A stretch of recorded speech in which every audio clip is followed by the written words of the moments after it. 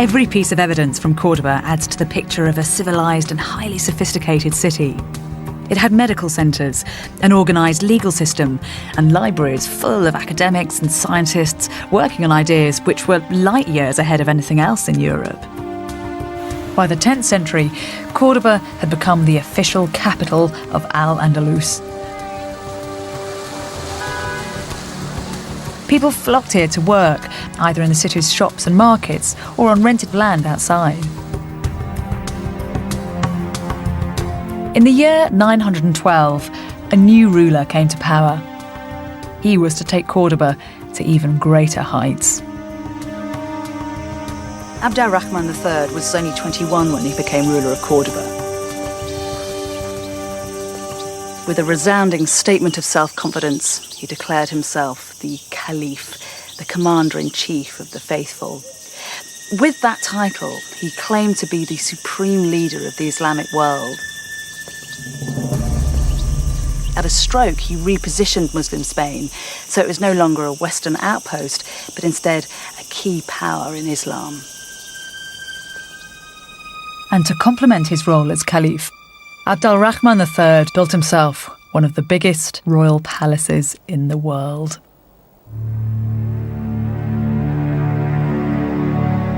While the English kings of the same period were living in modest wooden halls, Abd al-Rahman III needed 10,000 workmen to construct this enormous palace complex, which was decorated with African white marble.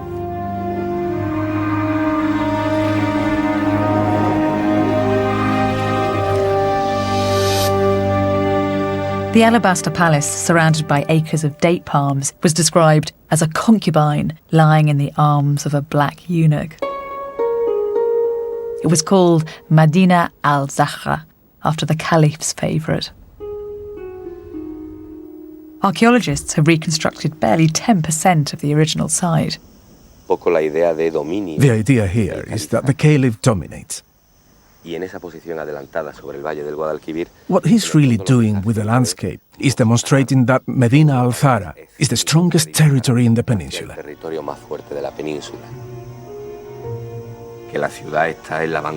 Our excavations reveal the city to be at the cutting edge of technical, architectural, and scientific development. Now, to do this on such an enormous scale requires incredible sophistication. Nothing like this existed in the world. At the centre of the complex lies Abd al-Rahman's throne room. What do you think drove Abd al-Rahman to build such an opulent place? Abd al-Rahman had this built during the last year of his life. It was a symbol of consolidation of his economic and political power. Seated in this throne, the Caliph must have felt himself master of all Al-Andalus's destiny.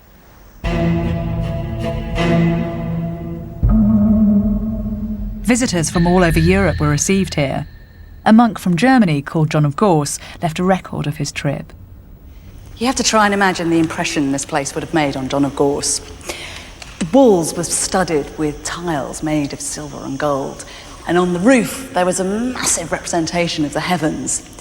Mechanical lions roared in the corridors, and in the rafters there were mechanical birds that twittered away. Here in the centre of the room, there were two bowls filled with mercury that would catch the light and then send it shattering back out to dazzle the visitors. This is what was written about the climax of his visit. When John arrived at the dais where the Caliph was seated alone, almost like a godhead, he saw everything draped with rare and costly coverings. They do not use thrones or chairs as other people do, but recline on divans or couches when conversing or eating, their legs crossed over one another. There is actually one detail that this account misses out. The Caliph did have a throne, a mechanical throne that raised and then descended as if he was levitating among his subjects. A refined court culture developed in the palace of Medina al-Zahra, and this was to have an unexpected influence on the rest of Europe. What would the soundscapes of the palaces have been in the 10th century? Perhaps the most basic level would be the sounds of all the different fountains and small running currents, artificial rivers running from room to room. On top of that, we could have heard layer upon layer of different types of music and singing. A variety of different professional instrumentalists. We could easily have heard a lute player sitting in a corner or in any of the various different entryways.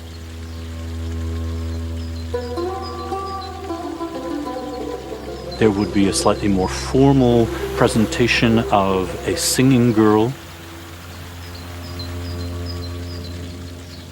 What were these singers expected to do? Were they concubines as well? Well, in some sense, we're doing an injustice by just referring to them as singers. These women were entertainers at every level. They had to be able to converse. They had to be able to discuss intelligent subjects. They had to be able to compose poetry, recite poetry. For Arabs, poetry is the single most important art of their culture. If we look at a picture of the entire world, there are only 3 cultures that we know of that had developed end rhyme by the 7th century: China, India, and the Arabs. This early Arabic love poetry directly influenced the development of literature in the rest of Europe.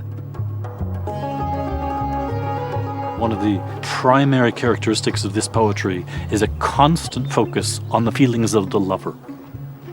The poet is always complaining of the pangs of love and the distance of the beloved, and we, quite frankly, almost never hear from the beloved. Love is a welcome malady. Those who are free of it want not to be immune, and those who are stricken want not to be cured. The pain of separation and unrequited love are concepts that are very familiar to us. And there is a direct connection to that early Arab poetry.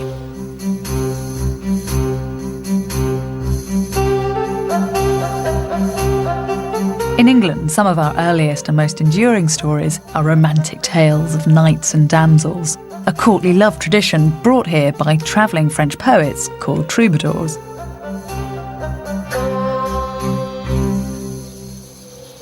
And those troubadours were inspired by the singing slave girls of Al-Andalus. The courtly love tradition has long been seen as something European. It came to form the basis of the Western concept of romantic love. But this cornerstone of our culture originated in Islamic Spain. Perhaps one of the most exciting moments, the transfer, if you will, of Arab music and poetry from the south to the north, happens in the year 1064 in the city of Barbastro. Neighbouring French knights besiege the city, which falls. Its booty includes hundreds of singing girls who go to the second-in-command, William VIII of Aquitaine. He would have received a large number of Moorish singing girls, which he then took back with him to France. He died at a fairly young age, and his heir, William IX, inherited this household at age 15. And William IX is known to us in literary history as the first troubadour. So it's almost positive that William IX would not only have grown up as a child in a household in which there were Arab singing girls, but at the age of 15, he actually became their master.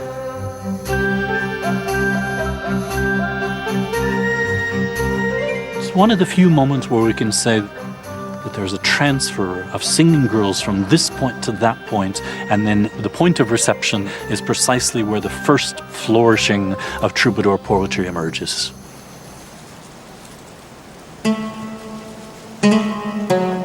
But the glorious court of Medina al-Zahra was not to last forever. Within the palace were sown the very seeds of its destruction.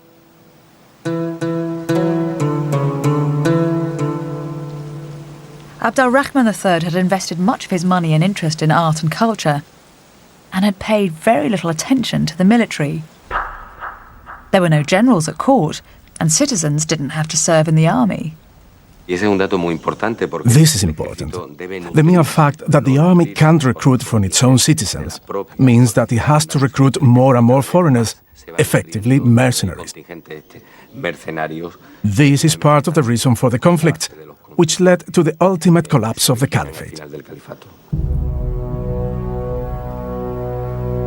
When an ambitious courtier usurped the caliphate, the court split into factions. Once the 300-year-old dynasty cracked, it didn't take long for the palace to come under attack.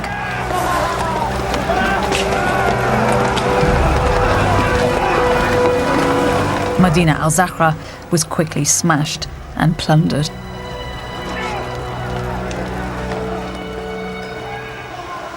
These are the telltale signs that the palace was violently destroyed. They're scorch marks on the marble made when the molten lead that supported the joist in the roof melted as the palace was burnt to the ground. Of course, the history of Spain would have been very different if Medina al-Zahra had continued to exist and if the caliphate had not disappeared.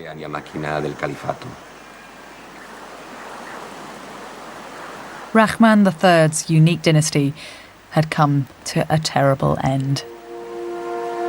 And in the north of the country, another religious power was eyeing up the rich lands of Al-Andalus.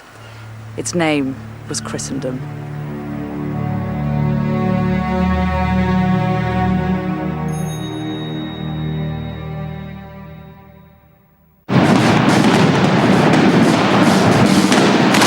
Al-Andalus's golden age was over. By the beginning of the 11th century, Abd al-Rahman's dynasty in Cordoba had collapsed into chaos and disorder. But what happened next was even more devastating. In 1095, Pope Urban II made a call to arms. He ordered a war to remove Islam from the Holy Lands. Pope Urban's speech is agitprop at its finest. When an armed attack is made against an enemy, let there be one resounding cry from the soldiers of God. It is the will of God. It is the will of God. The Crusades had begun. It didn't take long for this zealous warrior mentality to rouse the Christians of northern Spain. And what followed was as treacherous as any of the Crusades in the Holy Lands. The Christians had always held on to the far north of the country, and now they were gaining ground. Al-Andalus had fragmented into a hodgepodge of isolated city-states. Suddenly, Muslim Spain found herself under attack. Her palaces were raided and her cities laid to siege. Between the 11th and the 13th centuries, an army of Christian kings took over the lands of Al-Andalus.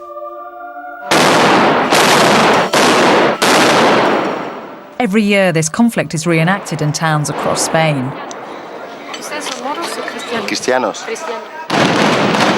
This, the victor's version of history, glamorizes what was actually a dishonorable and dirty war. When the Christian comes, they break everything. They come in summer when it is almost dry. They put it fire. After that, they cut the trees. The agriculture of Al-Andalus was very sophisticated. The more sophisticated is something, the more fragile it is. So the more easy is to break it. Irrigation. If you break a canal, there's no more water. So for some years, people are starving. So it's a scorched earth policy. Yes. Soon, a brutal system of protection rackets emerged. There is an alternative.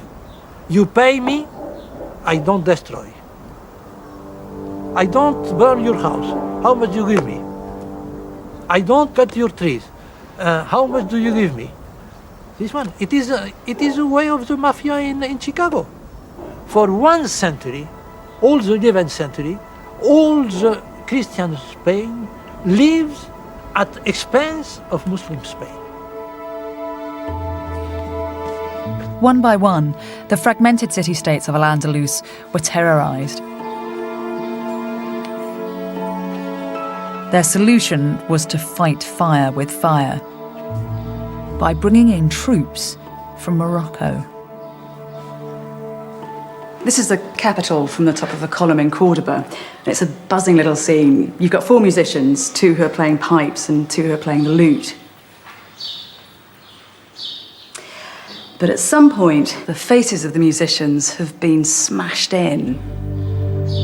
This wasn't perpetrated by Christian raiders, but by the new Muslim power who had come to help Al-Andalus.